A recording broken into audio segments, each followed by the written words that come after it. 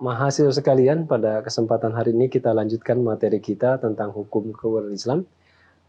Pada hari ini kita bahas tentang bagaimana prinsip perkawinan dalam Islam. Jadi prinsip perkawinan dalam Islam itu ada beberapa hal yang harus kita ketahui. Yang pertama, bagaimana bahwa dalam perkawinan itu harus ada yang dinamakan persetujuan, kesepakatan para pihak. Tidak boleh perkawinan itu seperti zaman dahulu, apa istilahnya perkawinan zaman Siti Nurbaya. Seorang orang tua memaksakan anak gadisnya untuk menikah dengan pilihan dari orang tuanya. Tidak. Kalau saat ini tidak seperti itu. Artinya masing-masing pihak, calon mempelai, kedua mempelai ini ya harus mereka setuju dulu, sepakat dulu. Mereka sudah saling mengenal dan dilanjutkan dengan pernikahan seperti itu. Tidak boleh istilahnya bertepuk sebelah tangan. Yang satu mau dan satu tidak mau. Itu tidak boleh terjadi dalam suatu akad pernikahan. Kalau ini sampai dipaksakan, maka resikonya nanti setelah menikah, pasti ujung-ujungnya mereka terjadi perselisihan dan perceraian. Nah, itu kita tidak harapkan sama sekali. Itu yang pertama, prinsipnya. Harus ada persetujuan di antara kedua belah pihak, calon kedua mempelai dan juga calon keluarga. Maksimalkan bagaimana orang tua kita, mertua kita, itu mereka setuju dengan pernikahan yang kita lakukan. Maka ini salah satu cara juga agar rumah tangga kita jadi harmonis, jadi sakinah, mawaddah, warahmah. Tapi kalau misalkan orang tua kita ada yang nggak setuju, maka berikan penjelasan terlebih dahulu kepada mereka, biar mereka bisa mau setuju dengan pernikahan yang akan kita lakukan. Khususnya bagi kaum wanita, karena bagi kaum wanita ini dia harus ada wali dalam pernikahan itu. Kalau ayahnya tidak setuju, kan nanti akan jadi masalah, ini walinya akan seperti itu. Itu yang pertama, prinsipnya. Kemudian yang kedua, pemberian mahar dalam akad nikah, ijab kabul. Beberapa pertemuan yang lalu Bapak sampaikan bagaimana mahar itu ya harus berbentuk lah, ada bentuknya, biar sebagai rasa tanda cinta kasih kita kepada calon istri kita. Dan mahar itu merupakan hak daripada istri kita, walaupun itu bukan rukun dalam pernikahan. Kemudian yang kedua, harus ada saksi. Nanti ini terkait dengan rukun. Saksinya itu harus laki-laki. Harus laki-laki yang menjadi saksi dalam pernikahan tersebut. Bagaimana kalau tidak ada laki-laki, cuma hanya ada satu laki-laki? Mungkin kalau sekarang sudah dikatakan tidak ada seperti itu. Banyak yang menyaksikan, banyak kaum prianya. Minimal laki-laki itu yang dari kedua belah pihak. Dari keluarga kedua belah pihak. Atau seseorang yang kita percaya dia menjadi saksi dalam pernikahan. Dan yang perlu diingat, dalam pernikahan ini saksinya pun harus yang seagama. Jangan sampai saksi pernikahan itu beda agama dengan yang akan menikah. Nah, ini jadi masalah lagi. Harus yang seagama saksinya itu. Juga harus ada wali. Wali adalah wali dari mempelai wanita. Harus ada wali. La nikaha illa biwali, kata Nabi. Tidak ada pernikahan kalau tidak ada walinya. Harus ada walinya. Yang akan menyerahkan nanti anak gadisnya kepada suaminya, kepada menantunya, itu harus ada wali. Kecuali pernikahannya itu pernikahan yang dilakukan oleh seorang janda. Ini lain lagi. Para ulama berbeda pendapat. Apakah janda itu harus pakai wali atau tidak? Atau walinya cukup dari penghulu itu sendiri yang dijadikan sebagai wali, yang menikahkannya kepada laki-laki yang dia cintai. Tapi bagi wanita yang masih gadis, maka harus ada wali. Wali itu ada yang dinamakan wali nasab, juga dinamakan wali hakim. Wali nasab itu dari orang tuanya, ayah dari mempelai wanita, ayah kandungnya tentunya, bukan ayah angkatnya. Nah, ini seringkali pernah juga terjadi bagaimana pernikahan seorang wanita muslimah yang menikahkan walinya adalah ayah angkatnya. Anaknya, anak angkatnya yang perempuan itu dijadikan sebagai anak kandungnya. Ini nggak boleh juga. Ayah angkat tidak boleh menjadi wali dalam pernikahan anak perempuannya, anak angkatnya yang perempuan itu. Kecuali memang sudah tidak ada wali lagi. Walinya sudah meninggal semua atau tidak diketahui keberadaannya. Nah, barulah ayah angkat boleh saja menjadi wali dengan catatan dia harus menyebutkan bintinya itu binti dari ayah kandung dari gadis itu. Bukan bintinya binti dia. Nah, kalau bintinya binti ayah angkat, nah ini namanya penggelapan asal usul. Dan ini tidak dibenarkan dalam Islam. Karena anak angkat kita bukan anak kandung kita. Apalagi terkait dengan warisan nanti. Anak angkat tidak punya hak mendapatkan warisan dari ayah atau dari orang tua angkatnya. Yang diberikan namanya wasiat wajibah, tapi bukan warisan. Seperti itu terkait dengan wali dalam pernikahan. Dan maksimalkan wali itu adalah orang tua kandungnya, ayah kandungnya. Kalau tidak ada, bisa juga pamannya. Kalau tidak ada, bisa juga kakeknya kalau masih hidup. Kalau tidak ada, bisa juga saudara laki-lakinya. Yang seayah, saudara kandungnya. Dia bisa dijadikan sebagai wali pernikahan dalam pernikahan wanita yang bersangkutan. Kemudian, yang keempat adalah setiap perkawinan dicatat menurut peraturan perundang-undangan yang berlaku. Dicatatkan. Karena memang menikahnya sah secara agama dan juga secara aturan pemerintah. Jangan hanya secara agama saja, tapi harus juga dilengkapi dengan aturan pemerintah. Itu karena memang bagaimanapun kita hidup di suatu negara yang ada aturannya. Maka ikuti aturan tersebut. Kalau memang sudah diatur dan memang ini diatur. Pasal 2-nya mengatakan begitu, harus dicatatkan dalam aturan pemerintah. Seperti itu.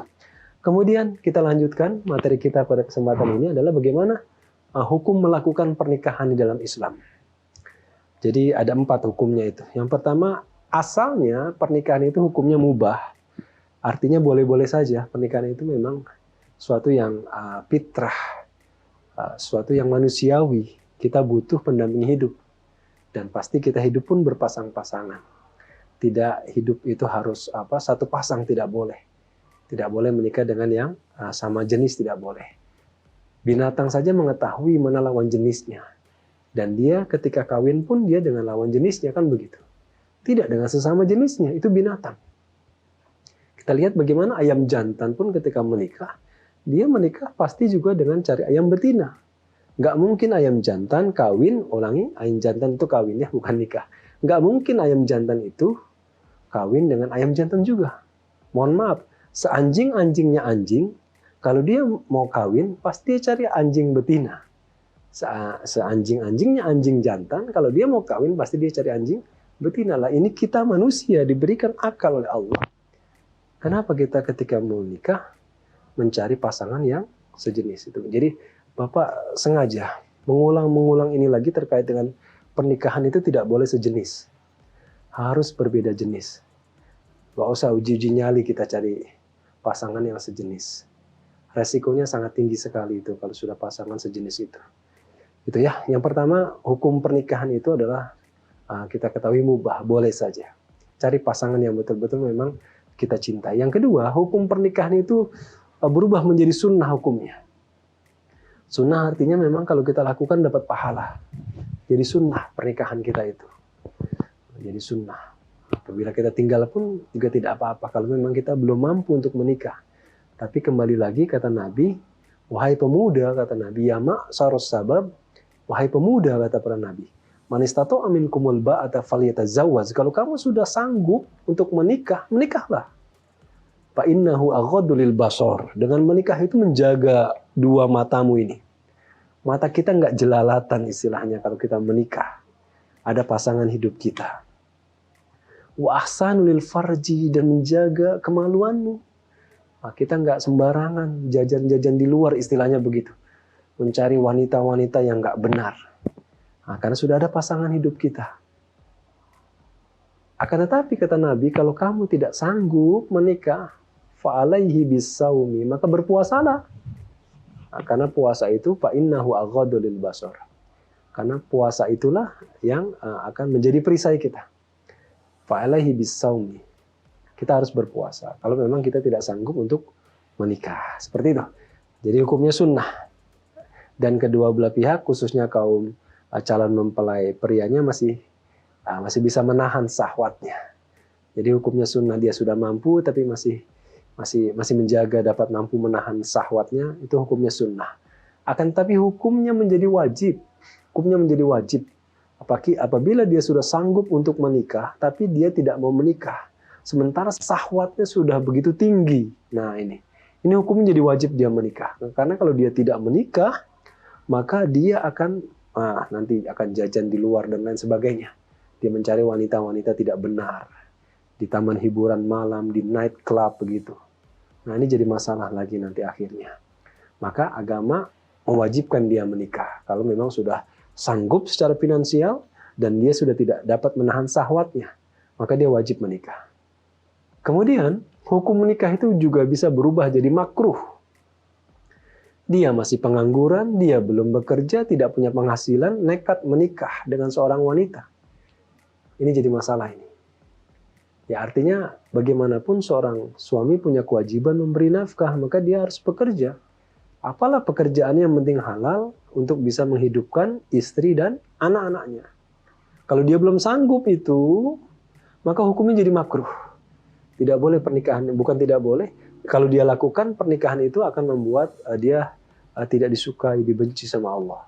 Karena dia telah menyia-nyiakan pasangan hidupnya. Nanti kasihan juga kalau sudah punya anak. Nah, itu kalau dia menikah tapi dia belum siap secara fisik dan juga secara finansial untuk melakukan akad pernikahan. Dan yang keempat, hukum pernikahan itu akan menjadi haram dilakukan. Haram pernikahan itu dilakukan apabila dia ingin menyakiti istrinya. Dia ingin menghina istrinya. Dia ingin mencaci maki istrinya.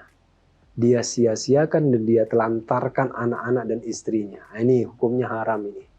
Kita lihat bagaimana ada suatu budaya di mana seorang laki-laki yang dalam Islam memang dibolehkan berpoligami, akan tetapi dia poligami yang tidak bertanggung jawab. Dia nikah lagi, kemudian dia bercerai lagi, dia cari wanita lain, dia nikah lagi begitu. Ini laki-laki yang seperti ini dia nanti akan dimintakan pertanggungjawaban nanti di akhirat. Dia ceraikan begitu saja, apalagi sudah punya anak, anaknya ditelantarkan. Ini jadi masalah ini. Oleh karenanya, haram pernikahan itu dilakukan. Itu terkait dengan hukum melaksanakan pernikahan. Jadi dasarnya adalah mubah, tapi bisa sunnah, bisa wajib, bisa makruh, bisa haram. Pernikahan itu dilakukan. Kemudian terkait dengan rukun perkawinan kita sudah bahas tadi. Adanya calon suami, calon istri, adanya wali, adanya saksi, dan adanya ijab qabul. Ijab itu artinya calon mertua atau bapak dari mempelai wanita menyerahkan kepada menantunya yang laki-laki tadi itu untuk dijadikan dia sebagai menantunya atau suami dari anaknya itu. Kemudian kalau kita berbicara tentang rukun pernikahan itu, dalam Islam itu diatur dalam KHI di beberapa pasal. Ada pasal 24, 25, dan 26. Itu terkait dengan rukun pernikahan, salah satunya adalah saksi. Saksi dalam pernikahan. Karena saksi juga merupakan rukun harus ada dalam pernikahan, tidak boleh tidak ada. Dan saksinya itu memang saksi yang betul-betul dia sudah dipercaya oleh kedua belah pihak untuk menjadi saksi. Mohon maaf, pernah terjadi suatu perkawinan bagaimana dia saksinya adalah saksi palsu. Jadi mereka ingin menikah tapi kedua keluarga tidak setuju, mereka akhirnya lari, kawin lari istilahnya. Dia ke suatu tempat, di situ sudah disiapkan orang-orang yang pura-pura jadi wali, orang-orang yang pura-pura jadi saksi. Nah, ini dalam Islam ini tidak dibenarkan. Dan ini hukum pernikahannya tidak sah. Kalau pernikahannya saja sudah tidak sah, maka yang terjadi adalah perbuatan yang mereka lakukan, hubungan suami istri yang mereka lakukan, itu sama juga mereka melakukan perzinahan. Dan yang terakhir Bapak ingin sampaikan, bagaimana implikasi hukum dari perkawinan yang sah. Jadi perkawinan akan menimbulkan akibat hukum bagi pihak suami dan pihak istri. Apa akibat hukumnya? Yang pertama, hubungan hukum antara suami dan istri. Yang kedua terkait dengan harta bendanya dalam perkawinan, itu ada aturannya. Yang ketiga, bagaimana kedudukan status anaknya yang sah. Kemudian hukum yang berkaitan dengan warisan apabila salah satu pihak meninggal dunia terlebih dahulu. Ini implikasinya dalam suatu perkawinan. Terkait dengan harta bendanya, maka itu menjadi harta bersama. Harta bersama yang diperoleh dari perkawinan. Kalau harta bersama terjadi perceraian dibagi dua. Salah satu meninggal, maka itu dijadikan sebagai harta warisan, setengahnya sebelumnya dibagi untuk yang hidupnya lebih lama. Kemudian status anaknya juga. Anaknya jelas anak yang sah, kemudian tentang warisan juga. Apabila salah satu meninggal dunia, maka harta warisannya ini nanti akan dibagikan kepada para ahli warisnya, tentunya seperti itu. Mungkin ini saja yang Bapak dapat sampaikan. Mudah-mudahan dapat dipahami. Nanti kesempatan yang selanjutnya kita akan bahas yang lainnya. Terima kasih. Salam bela negara.